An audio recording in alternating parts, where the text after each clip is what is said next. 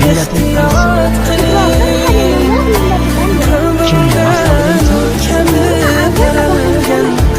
Do'stlaring kim? Chaqir yorlar. Ular kimlar? Abu Bakr Siddiq, Hazrati Umar, Hazrati Usmon, Hazrati Ali.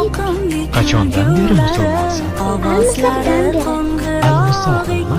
Alloh taolo ruhimizni yaratib, ulardan va'da olgan kun.